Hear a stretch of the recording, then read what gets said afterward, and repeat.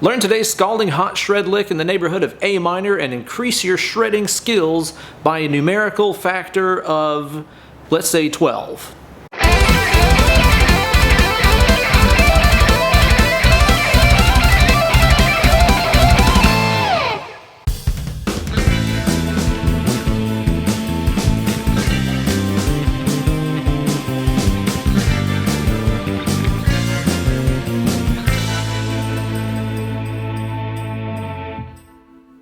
Well, hey there kids, it's your good buddy Uncle Ben back again with another lick to turn you into a better shredder. Today's lick is based on a simple 2-string pattern that I used to use to warm up all the time before shows, to get my hands in sync with each other, work on my legato, and increase my picking powers. In this video, I'm going to show you guys how to play this hot lick and then show you some ideas that you can use to get some more mileage out of this pattern. As always, this video is brought to you guys by everybody who supports my channel over on my Patreon page, patreon.com/Ben Eller Guitars. Sign up today, even for just $1 a month, you're going to get access to a ton of cool stuff like downloadable tabs, backing tracks, bonus lessons, and so much more. This week, all of my patrons are going to get a ton of bonus material to go along with this lesson. You're going to get some practice tracks and stuff that I made in order to help you get this lick up to speed.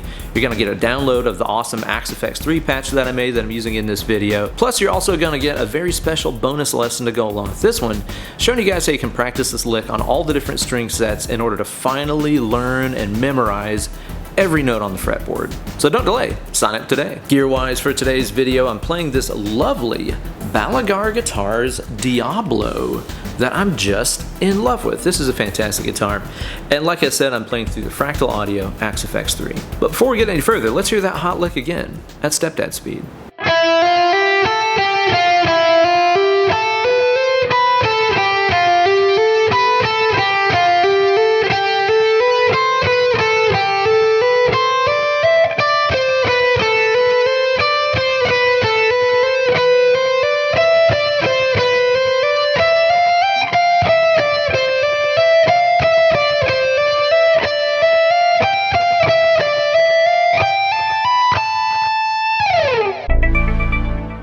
Alright, let's start off here by taking a look at that original warm-up exercise that I used to do that spawned the lick that we're talking about today. It's going to make the picking and stuff make a lot more sense, the phrasing and all that jazz, but if you just want to get straight onto the lick lesson, go to that timestamp right there. Okay, let's say that we're in a position on the top 2 strings where we have a symmetrical pattern of 3 notes per string. Let's say 10, 12, and 13 on the top 2 strings, right?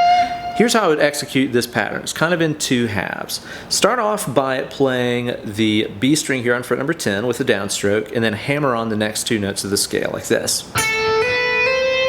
Next, you're going to use an upstroke and pick the higher string on fret number 10, and then walk down the B string with alternate picking. Down, up, down. So we have down, hammer, hammer, up, down, down. After that last downstroke, hammer back up that string again, play the next string here with an upstroke again, and then hammer up its 2 notes, okay? So it's down, hammer, hammer, up, down, hammer, hammer, up, hammer, hammer. That's the first half of the lick. Let's try that again.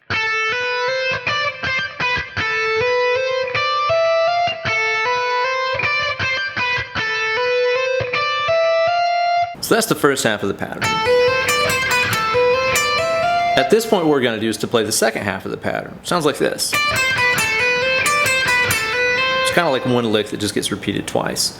Upstroke here on the high E, down, up, down, walking down the B string here before we hammer back up. And then just repeat that. Up, down, hammer, hammer. Up, down, hammer, hammer. Okay, so you have the first pattern. Second pattern. I'd recommend just looping that over and over to get comfy with it.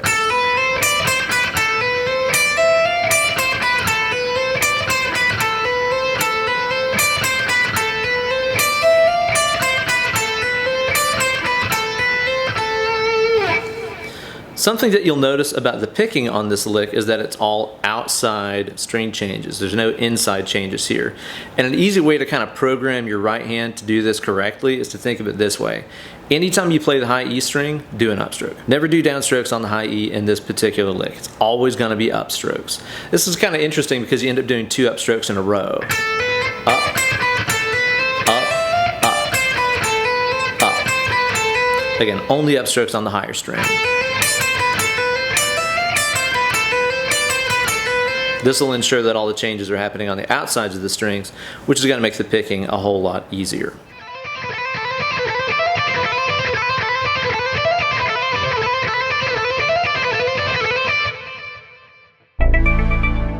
And that is the nucleus of the lick that we're talking about today. I used to just take that 2-string pattern and put it on any string set with any fingering combination and use that to warm up, like this.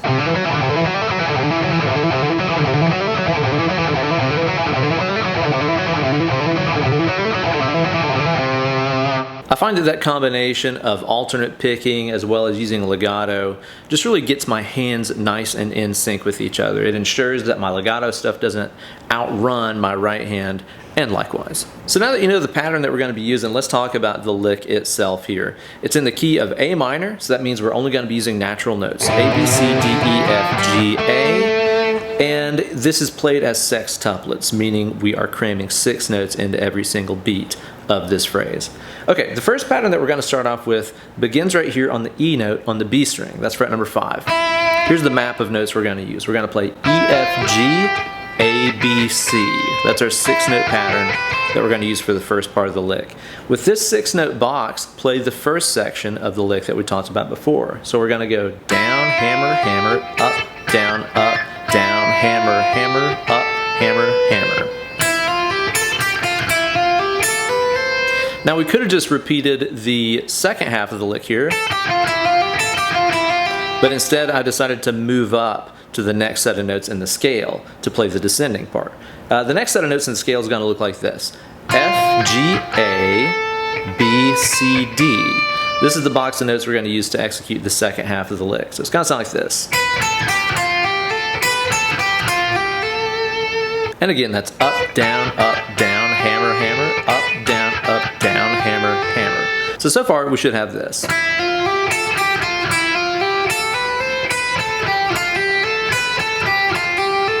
Next we're going to move up to this box of notes. It's a little symmetrical pattern, the big wide stretch here. G, A, B, C, D, E. Play the first ascending pattern. And then we're going to descend down this box of notes. That's D, C, B, and A, okay? Next we're going to go up to this box of notes for the next section of the lick here. B, C, D, E, F, G. Play the ascending lick. Then we're going to descend down this box of notes. F, E, D, and C. Next we're going to jump up here to the D position. We're going to have this set of notes. D, E, F, G, A, B. We're going to play the ascending lick. And then we resolve the lick here on the note A, the root note of the scale, to match the chord that was being played behind it. So all together we start off here on E. Jump up a box. Jump up. Up. Up again. You get the idea?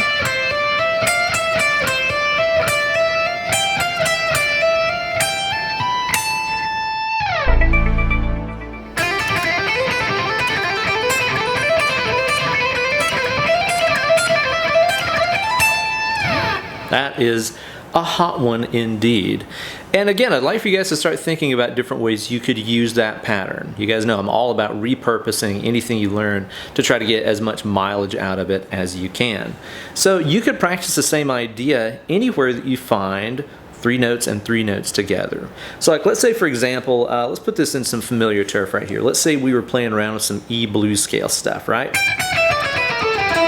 A familiar position for many of us. Now, if you're playing around with that kind of blues Dorian thing where you have that symmetrical pattern on the top 3 strings, kind of your classic Jimmy Page box, you know, or Santana box, That is a perfect place to use this pattern, because think about it. I could do pattern number 1, the ascending one,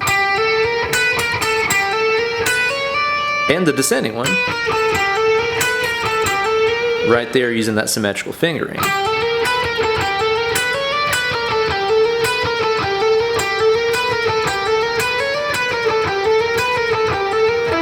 I could do that on the top 2 strings.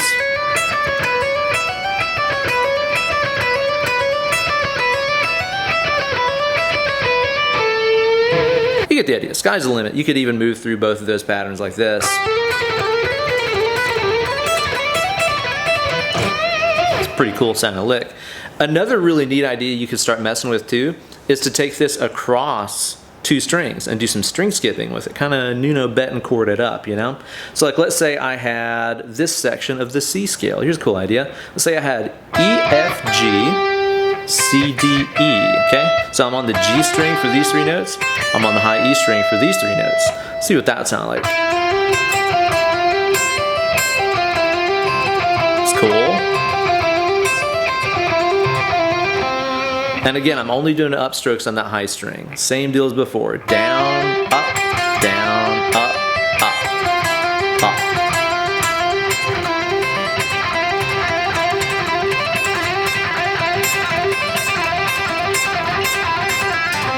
That's just a rock and roll odyssey. It's kind of getting away from me there. I need to practice that one.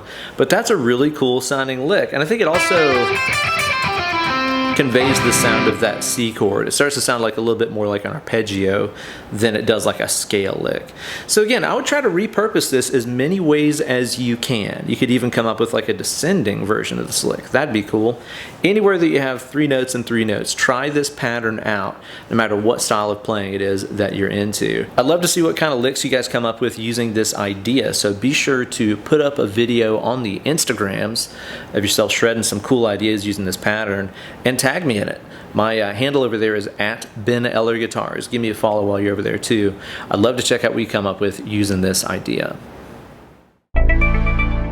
Thank you guys as always for liking this video and subscribing to the channel. Really important to subscribe. I checked my analytics the other day and something like, I think it's like 30 or 40% of my views come from people who are subscribed to my channel. The rest of you guys are just strangers. Get in here. Get in the fold, hang out with us, and subscribe to my channel and ring the bell for notifications every time I upload a new slice of fried gold.